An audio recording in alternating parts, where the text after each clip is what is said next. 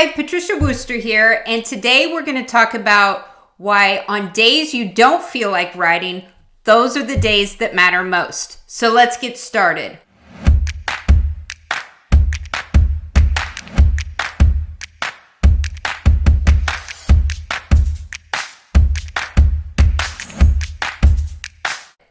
I think we've all woken up and had things that on our list that we didn't really feel like working on.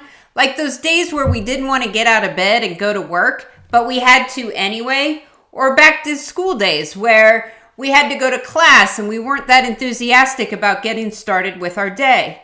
Well, writing is the same way, except for writing is not something we have to do, so it's very easy to put off.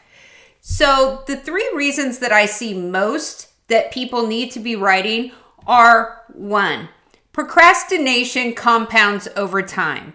So if you put it off Monday, it's easy to put it off Tuesday, and then by Wednesday, it's easy to say, I'll just start on it next week. And your project just gets pushed back further and further. And since writing a book, unless you're under contract, is not something you have to do, it's very easy to justify not doing it. And a lot of times the reason we do this is because we open up that blank screen and we just don't know what to say next. So we say, oh, I've got writer's block. I'll just wait till I'm inspired. But the more you go uninspired, the more uninspired you're going to be. Or if you just wait for those random Saturdays or moments where you feel like writing, you're really never going to get that book done. Because when it comes to writing nonfiction, it's less about inspiration and more about planning. So you have to keep up that momentum. You want that cohesive messaging. You want a solid foundation built in your outline and a direction and a result that you're delivering to that reader. So it's more about strategy. Whereas fiction, inspiration can be really important because you're looking at it more as a creative type project. So a book is just like any type of work project, school report, or any tactical thing that you have to get accomplished. You just need to go step by step and just get it done. And secondly, what happens is we start to doubt ourselves. So if we don't work on a book or we sit down and we're uninspired and we don't have a plan, we start doubting that we even have the ability to write the book, and we start fearing that we're going to fail. Nobody's going to want to read what I have to say. Or nobody's going to buy my book, or my book's going to make me look bad because I'm not a writer.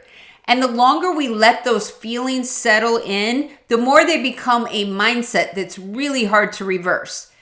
And we all know the only way to get better at doing anything is just to do it. So sit down, create the plan, the framework for your book, and feel confident in that framework, and then just start writing. And trust that your editors and the people that you hire on the back end to help clean up your book are going to find those gaps, and they're going to help you smooth it out, polish it, so that it's something that you can be proud of. And the 3rd reason you just need to sit down and get it done is words on paper compound over time.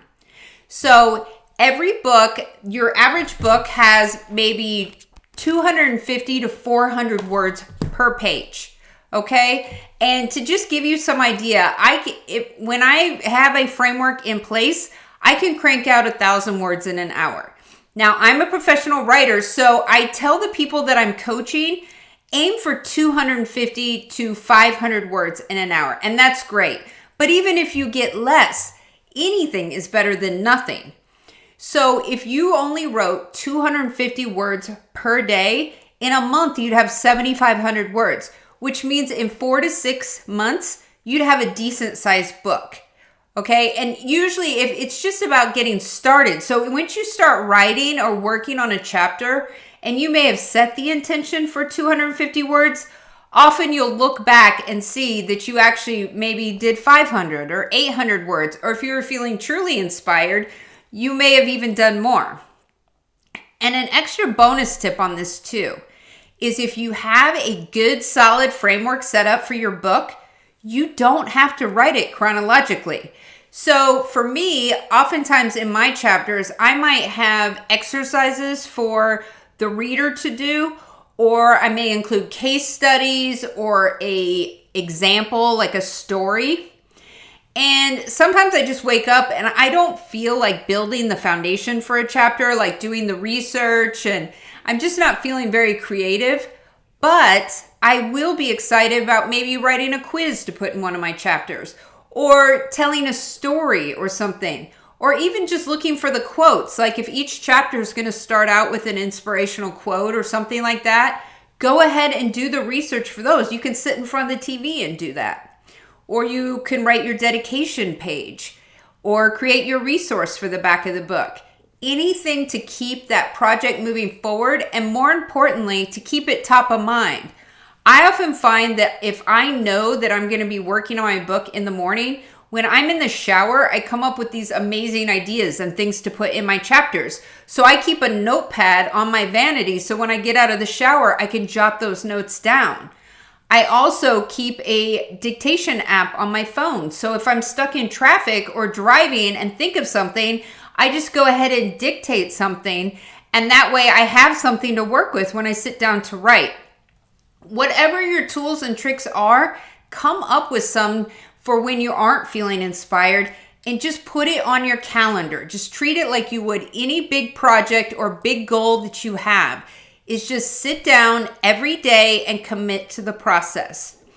If you enjoyed this video and getting these kind of tips, please subscribe to my channel.